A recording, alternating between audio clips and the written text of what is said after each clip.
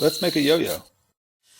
I'll start by getting a piece of purple heart and a piece of cherry ready. I'm going to cut them into 8 triangles, 4 triangles for each side of the yo-yo. So I'll need to get them all the same thickness. I'll cut them into rectangles first. So I'll cut each corner off of each piece, which will give me a triangle.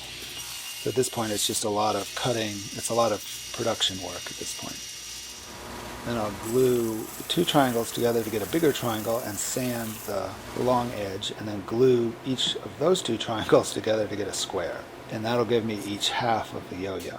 Now they're dry. Now I'm going to mount them on the lathe using my screw chuck, so I need a hole in the center where the screw of the screw chuck will go in. And I don't want to drill all the way through, so I'm being very careful to check how deep the drill is going to go. Do a hole as close as I can to the intersection of the different colored woods. I'll sand the whole side of the piece, which will be the inside of the slot on the yo-yo. I'm going to draw a circle and cut out the extra so that I won't have as much to remove on the lathe. And it'll make the lathe work a little safer because I'm starting with a circle instead of a square. I'll screw that into my screw chuck, which is a little bit difficult to get aligned, but it does work.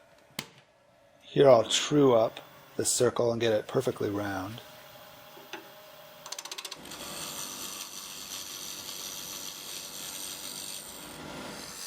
I'll start making the actual shape, trying to find that perfect yo-yo shape.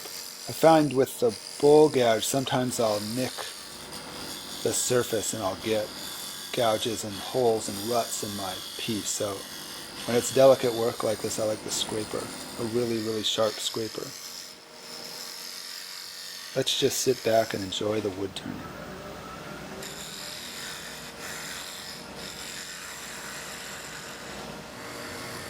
You can see I'm going fairly fast, but it works nice.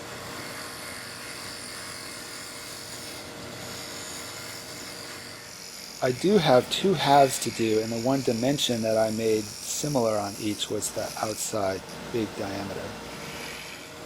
Cleaning up a little bit on the back here. Getting that curve on the slot where the string is going to go just right.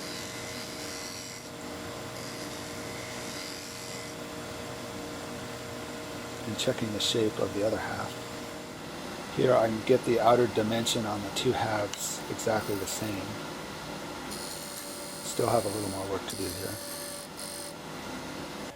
I do want both halves to be the same weight, so I brought down the kitchen scale. One's at 38 grams and the other one's at 40. So I'm going to have to take off a little bit off the bigger one. Luckily the screw chuck allows you to re-chuck the piece in the exact center, so you can return over and over again. Now they're both at 38 grams, and it looks like on the low side of 38. A little sanding and the 2 halves are done. This would have been a good place for wet sanding, but I still haven't tried that yet. A little finish, which is just a beeswax and linseed oil mix. I like it because it dries to a sort of matte finish. It isn't real shiny. The third thing that I have to make is the spindle between the 2 halves. So this is a piece of some sort of brown hardwood that I have, but it's very hard and it turns a nice smooth surface. I hope it'll be good for the string to slip around. And we'll check the diameter, and that end seems to be good. Now I just have to make it into an even cylinder. It doesn't need to be very long. I'm turning more than I need here. And check again. Oh look, it's a mushroom. I'm cutting it off long. And then I fit it and sand off a little bit of the end and fit it and sand off a little of the end until I get it. Supposedly 10 playing cards is the width that a yo-yo should have for the string.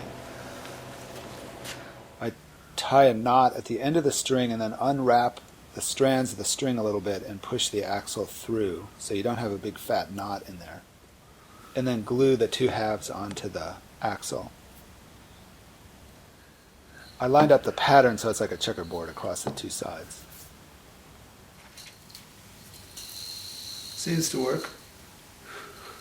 One Christmas present down. I can't stop playing with it. It's too fun.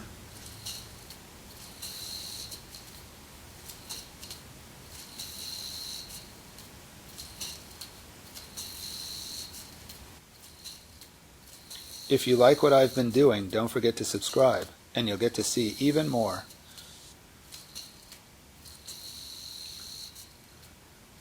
Thanks for watching.